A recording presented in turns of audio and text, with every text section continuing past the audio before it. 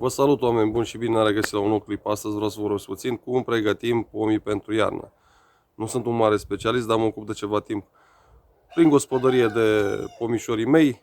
Văd că am și ceva rezultate și în ultimii ani, și vă spun mulți ani, m-am ocupat și de pomii prietenilor și nu numai. Și am zis să vin să vă spun și dumneavoastră, celor care nu au atât de multe cunoștințe despre această ramură agricultură, despre horticultură, cum ar trebui să ne pregătim noi pomișorii pentru iarnă. Am văzut fel de mii de sfaturi, de clipulețe, filmulețe, într-adevăr nu contrazic pe nimeni. Într-adevăr sunt multe sfaturi bune, dar sunt și mai puțin bune, așa că dacă vreți neapărat să faceți totul ca la carte, uitați-vă, citiți și informați-vă din cărți. Dacă vreți să faceți așa cum făceau bătrânii noștri, urmăriți clipurile mele și altor oameni care au mai păstrat așa tradiția și fac totul cum făceau oamenii mai de mult, mai în trecut. Și ați văzut că fructele erau destul de ok, nu erau atât de mult stropite, tratate, aveau și alt gust și țineau după un an pe altul, adică nu se stricau cum se strică acum, după ce le-ai adunat în 2-3 săptămâni, deja încep să se strice. Haideți să vă spun cum pregătim pomii pentru iarnă. În primul și în primul rând trebuie să ținem cont de câteva reguli pe care pomii le impun, să spunem așa. Deci, în primul rând trebuie să culegem toate fructele. Fructele fiind culese, nu mai dăm ocazia dăunătorilor și bolilor să rămână prin acele fructe mumificate rămase prin pomișori. Mai zicem noi așa, zice, hai să lăsăm și pentru păsările cerului. Da, lăsăm un fruct, două, dar cam atât. La fel, frunzele, în momentul ce au căzut din pom, trebuie strânse. Asta vorbim de o curte, de o grădină mai mică. Pentru că dacă avem o livadă foarte mare, vă dați seama, nu putem să strângem atâtea frunze. Mai putem apela și la anumite soluții, anumite substanțe. Le putem aplica pomilor în perioada de toamnă. Cum ar fi un ulei horticol, o substanță pe bază de cupru.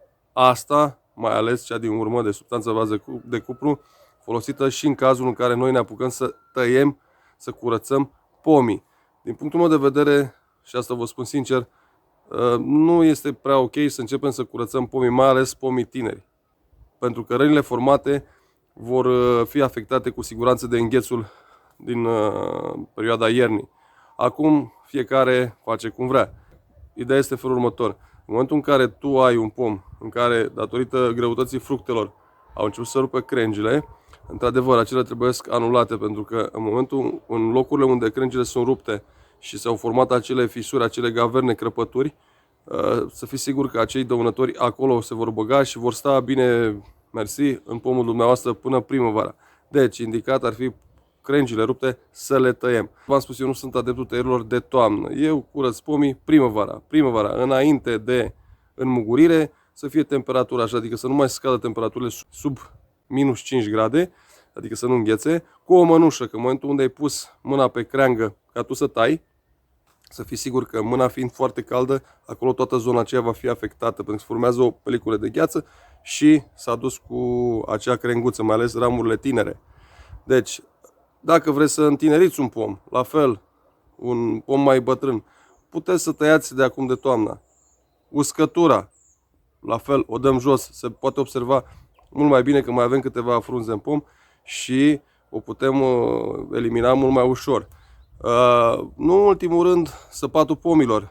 Am văzut tot felul de filmări cum se sapă. E foarte simplu, luat o sapă și le sărat. Da, este într-adevăr, îl sapi, dar hai să ținem un pic cont și de adâncimea săpăturii, pentru că nu trebuie să fie mai mare de, nu știu, să zic eu 10-15 cm. Deja 15 cm este mult, pentru că vom afecta rădăcinile. Dar săpătura se va face când în jurul pomului, în jurul tulpinei, nu vor mai fi frunze și nu vor mai fi fructe. Mai ales acele care sunt fructele afectate de anumite boli. Deci am curățat bine și am săpat. După ce am săpat, putem să punem și gunoi de grajd. Dar, atenție mare, ai un pom în curte, pune gunoi. Ai un pom în grădină, pune gunoi. Ai un pom care este protejat de un gard lateral, adică mai mulți pomi, nu numai unul, la fel, pune gunoi. Nu pune gunoi dacă pomii sunt undeva mai depărtați de către locuințe, pentru că în gunoiul de grajd vor fi și anumite, să spun eu, cereale nedigerate de stomacul animalului și invităm pe cine? Pe mistreți, clar. Și atunci s-a adus tot ce înseamnă rădăcină, pentru că ei vor veni și vor râma, cum se spune la noi la țară, și vor distruge rădăcine pomilor. La fel, dacă lăsăm în acele zone fructe, mai ales prune, sâmburi aceia, îi vor atrage și la fel ne vor distruge rădăcinile și sigur toți am văzut ce poate să facă un mistreț. Deci nu este indicat. V-am făcut un videoclip, nu știu dacă l-ați urmărit, dar dacă nu l-ați urmărit chiar vă sfătuiesc. Pomii la fel, care sunt undeva mai înspre, mai depărtați de câte locuințe, în grădini să spunem, și au acces căprioarele și iepurii, pentru că căprioare sunt modalități. Deci putem lega de pomișorii, mai ales pomișorii tineri, pentru că căprioarele vor fi atrase de pomișorii mai tineri cu ramurile mai fragede și o să le strice. Putem lega anumite pahare de plastic.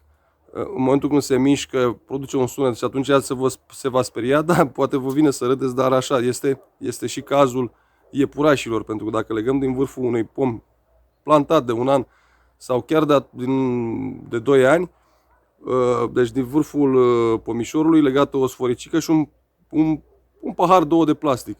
Prin mișcarea, când el vine să roadă, automat face un zgomot și el va fugi. Dacă nu, cum vă spuneam în videoclip, v-am arătat cum protejăm tulpina pomilor. Niște peturi tăiate pe lateral, prinsă tulpina și iepurașul cam o să moară de foame. Bine, el se descurcă oricum, pentru că mama natură l-a învățat să se descurce. Ce mai putem face noi la pomișori? Am văzut că primăvara oamenii văruiesc pomișorii. Da, este adevărat, și toamna o putem face. Putem să-l văruim. Dacă l-am văruit, tulpina va fi protejată și acolo o să ierneze și mai ales dăunătorii care vor afecta primăvara de vreme pomișorul.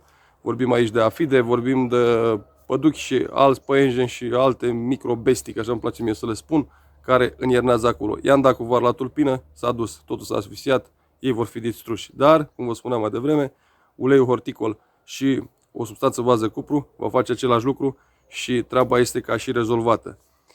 Nu în ultimul rând, pomișorii care trebuie să înierneze la noi în gospodărie trebuiesc protejați la rădăcină. Cum o facem? Păi, cum o facem? Vă spun eu cum. Tot ce înseamnă bălărie, tot ce înseamnă vegetație, să spunem, că am mai fost certat de câte cineva și mi-a spus: băi omule, vezi că tu mai scapi câte o vorbă și nu prea ai vorbit corect. De-adevăr, de asta se numește și canalul Viața la țară. Noi la țară știți cum suntem.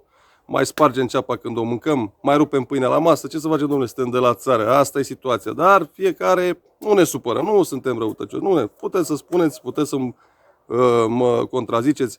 Asta e o țară liberă și așa e bine, omul din greșeli învață și toată viața lui va învăța, pentru că nu poate să le știe chiar pe toate. Dar în chestia de gramatică, asta într-o paranteză, fiecare mai face greșeli, așa că scuzele de rigoare. Deci, cum spuneam, în jurul tulpinei tăiem toată vegetația, pentru că aceea, iarna, cu ajutorul zăpezii sau apei, va ține rece și va ține umezeală la tulpină. Țineți cont, umezeala nu trebuie la tulpină, ci trebuie la rădăcină. Altă problemă, ca noi să avem la rădăcină umiditate, în momentul când am săpat roată, eu nu stau să sap acum pentru că am alte chestii de făcut, acum o să mă ocup de curățenie mai ales.